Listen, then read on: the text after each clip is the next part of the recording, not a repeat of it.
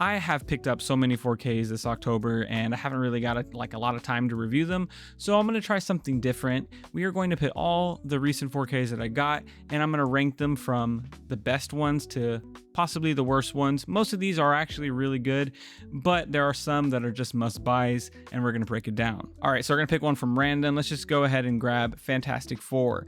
Before we even talk about image quality, this steelbook is sick. Clean design, no title text on the front, just the art with Galactus on the back. It feels classic and kind of that old school Hollywood kind of vibe way. Now, Fantastic Four has all the bells and whistles. It has Dolby Vision, Dolby Atmos, it's a native 4K transfer, and the HDR on this thing is just For once, Marvel didn't go with that flat, desaturated look. The movie actually has some style to it, and it makes a big difference. The colors are richer, they're more dynamic, and the HDR takes full advantage of that. Everything from Johnny's flames to the icy reflections from Silver Surfer to the orange rocky texture on the Thing, it all pops. Even the space scenes have extra depth and brightness that really show off the Dolby Vision. I heard some people saying that the Dolby Atmos was like Dolby Atmos, you know, it wasn't too loud, but I thought it was pretty good. I thought the bass hit heavy and I thought it got pretty loud.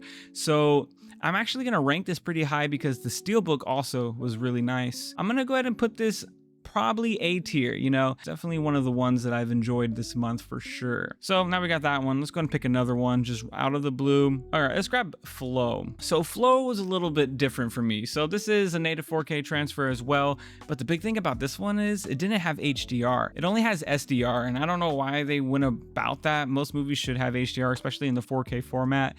And also this movie had a lot of grain in it, and for it being an animation, I was hoping that maybe it would be like crystal clear and just you wouldn't see that, but they added like this digital film grain over it, and I feel like it kind of ruined the picture.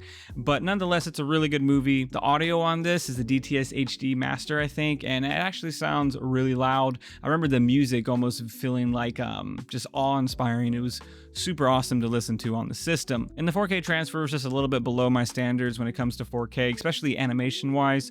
So I don't think this could be an A tier. I don't think it could be a B tier. Actually, no, I think it can be a B tier, yeah. I think Flow is happily sitting on as a B tier. Now let's go ahead and just grab another one. Weapons. Okay, so I ended up getting the steelbook for this one, and I was a little underwhelmed with the steelbook. I felt that they could have done so much more. It's literally just like a random shot from the movie that I don't really necessarily think screams weapons. Could have done so much more, maybe use the Aunt Gladys. And then that just kind of continues into the transfer itself. It is a native 4K transfer, but I just felt like it really wasn't a movie that excelled in resolution. Like there wasn't many scenes where I'm like, wow, that's really sharp. The HDR is just kind of there. It never really pops, especially for a horror movie that should have strong contrast, at least in the shadows, but they're a little washed out in here. I didn't really have deep black levels in here, and I was hoping for it because it's a horror movie, but they're a little bit washed out, and I think that's because of the color grade. They just don't really take advantage of the Dolby Vision, and I didn't see that much of a bump in HDR, I guess I could say. But the one saving grace on this one is the audio. The audio on this is a Dolby Atmos, and it sounds awesome. I remember going to the movie theaters and watching it and feeling like it was a little bit low, and I was like, oh no, is the Dolby Atmos going to be low? But no, it's actually really loud, and it's probably the best thing about this release. A little bit of an underwhelming release, but not terrible, so there's no way we could put it in E. Let's go ahead and put it in D. No, it's not D, it can't be D. Let's do C. I know we're kind of just A, B, and C. We got them right back to back. So I'm gonna go ahead and just grab another one. But yeah, I think Weapons belongs in here. It was kind of average, kind of an average release. It didn't really have a lot of special features, and I think it belongs on the C tier for sure. Let's grab F1. So F1 was another movie that came out this month that I was pretty excited about. One, it's fully digitally shot, so there's no grain in this movie. It is super it's probably the most highest resolution movie I've seen this month. You can see the skin texture, the reflections, the shine off car paint, and even little scratches on the helmet. As it comes to like clarity and resolution, this movie is really sharp. The Dolby Atmos mix is killer. It gives you that feeling of being in the driver's seat.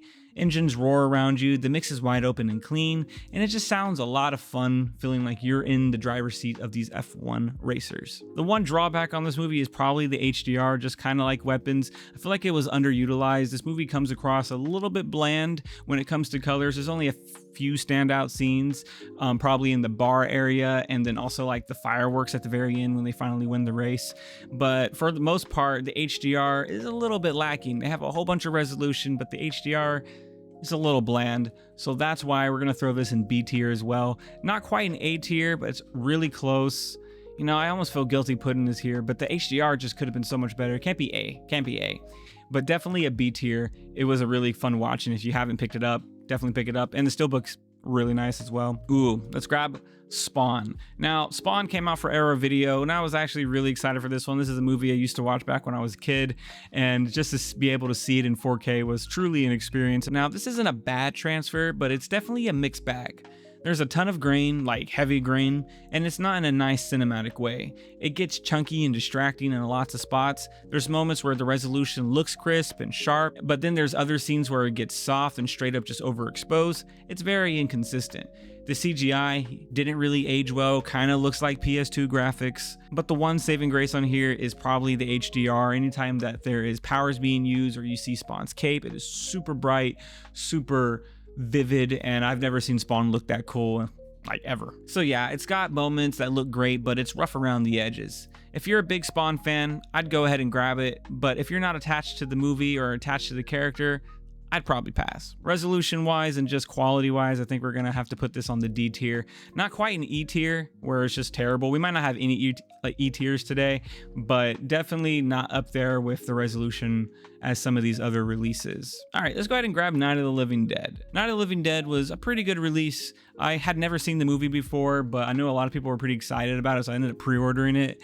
I was pleasantly surprised with how the transfer came out. It really did have that film aesthetic, and it had that grain that comes with, you know, shooting on film, but I feel like it was handled better on this movie. I feel like the film grain on this one just looks so much more natural. It looks less noisy. From the saturation of the colors, everything just has a very rich tone to it. On the night scene, since it's an older movie shot on film, that'd be kind of noisy, kind of like Spawn was, but no, it actually wasn't. It was really clean, especially on some of the night shots outside. They came across really clean, and I was pleasantly surprised. The audio is pretty good. I felt like you get a lot of good surround sound effects with the zombies grunting in the background, banging on the doors. But yeah, I was actually pleasantly surprised with this release. I thought the steelbook looked pretty classy and clean.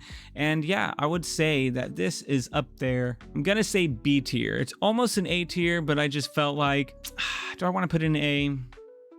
I'm gonna put it in A. I thought the transfer was really nice. I don't think it's worth the crazy scalper prices that I'm seeing it for, but I thought they did a really good job, especially being a restoration of an older movie. I thought it was really good, and I'm happy to have it. A tier for sure. All right, so let's go ahead and do Eddington now. Let's go ahead and rank Eddington. Now, Eddington is from A24. This is their release. And packaging wise, A24 hooked it up with some postcards, and I kind of like the packaging overall. I thought it has a very nice aesthetic. And I thought it was a pretty good release. You know, it's not a movie that exudes HDR or resolution. I mean, the resolution is pretty good, don't get me wrong. It's an 8 to 4K transfer. It's very crispy, but it does have like this layer of film grain over it, just a little bit, kind of softens things up, so it's not going to be the sharpest disc out there.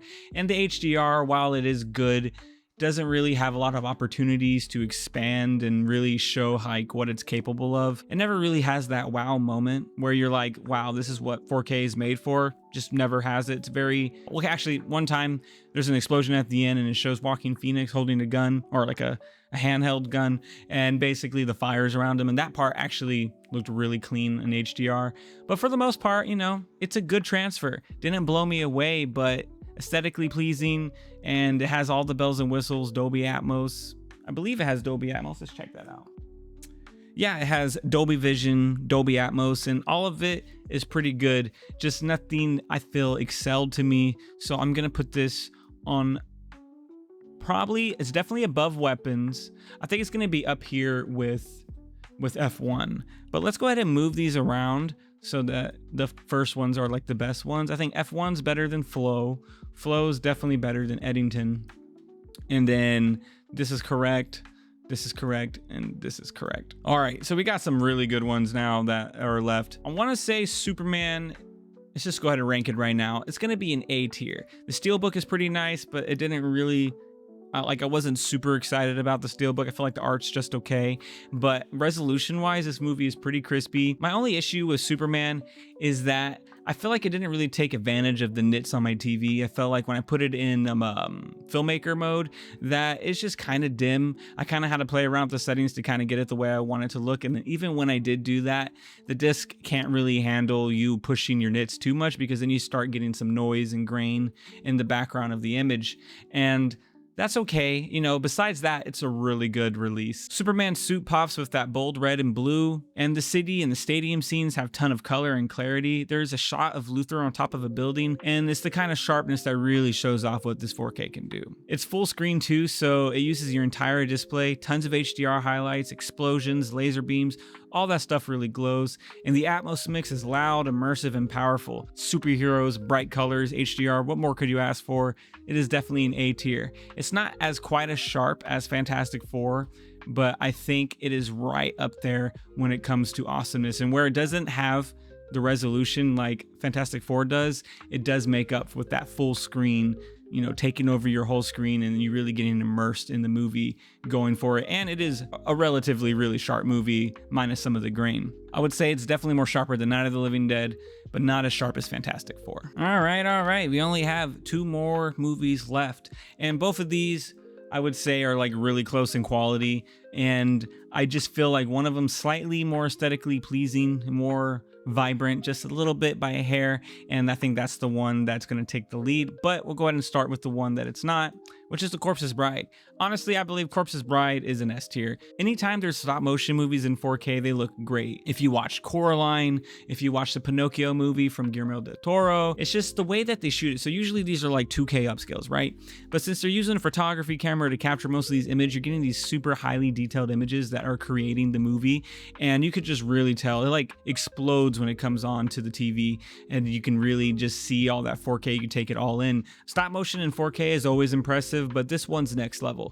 It's a full screen 4K with Dolby Vision, HDR10, and Dolby Atmos. The black levels are perfect. You can push your TV settings as far as you want, and the image just holds up. Nothing clips or falls apart. HDR looks insane during all the dance sequences. The glow effects, the candles, everything just comes to life. You can literally see every little tiny texture, the scratches, fabric details, and the little imperfections that make stop motion what it is. The audio is great, the Atmos is loud, music sounds big, and overall it's just a really clean reference quality disc. But one movie beats this just by a hair, and that's going to be Isle of Dogs. It's a Wes Anderson, so of course the composition, the color palette, and the symmetry, it's all perfectly planned. And it being stop motion, you get really crazy level of detail and texture in every frame. You can crank your brightness or vivid mode, and it just holds up super strong. Vibrant, detailed, and rich. The blacks stay deep, colors are punchy, and you can see every small piece of the handmade sets. You can see every little scratch and nook and cranny of the dogs. You can see their hair. You can see the strands of like the hair moving in the stop motion. When they get in fights and they have like those cloud fights, and you can see all the little cotton, you can make out just every little strand. And the HDR in this movie is just boom. It's just booming with color. There's a specific scene where they start their journey and they start walking through Trash Island, and then they go through this bamboo forest, and they go through like this, I don't know, like kind of like pipe area. All of that just almost looks 3D. There's so much dimension to it, and the HDR is just super vibrant. There's, you know, bright reds, bright oranges, and then the black levels are super good. All around was just an amazing movie. And then you pop in the special features, and it's just loaded with so much special features. It's Criterion, so you expect nothing less, but man, I was just blown away by Isle of Dogs. It was such a good experience. And then the audio is super loud, you know, has super heavy bass when it comes to the drums, the little Japanese drums that they play. And all around, I just had a super fun time with this movie, and you know, I just couldn't find anything wrong with it. It was reference quality level pretty much all the way through when it came to everything. And it was one of the first movies that I've seen in a long time where I'm just going to give it like almost a 10 out of 10 on everything, I swear. That's why I think it ranks on here as like the top movie of the month for sure. It was slightly better than Corpse's Bride, but like just right there, really close to it. And yeah, I'm pretty happy with this. Isle of Dogs and Corpse's Bride. You got the A tier, Fantastic Four, then Superman, The Night of the Living Dead. Pretty good, A tiers. B tier, F1. I'm curious what you guys thought about F1, because I thought it was amazing just besides the HDR. It was one of the highest resolution discs I've seen in a long time. I would say that it's slightly more higher resolution than Fantastic Four. Flow is a bit of a letdown, but overall, I really enjoyed the release. I enjoyed the Criterion packaging too. It has like this reflective look to it. Looks really nice. Eddington was just a mid movie, a mid 4K. Weapons, oh my god, was that a letdown. I hope they re-release this maybe from like Second Sight or something, and they do a better steelbook and they add more special features. And then Spawn, you know, I didn't hate it. I actually loved how Spawn turned out, but just if I'm like comparing stats and how it looked and quality wise, it definitely belongs on the bottom of this list.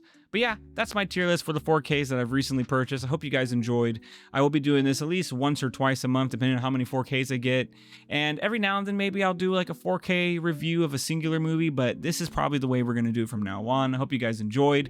Let me know down in the comments what your tier list would be. You can add some movies, or you can just do the same ones that I did, and just let me know if maybe you change some of these around. But until the next video, I'll see you on the next one. Deuces.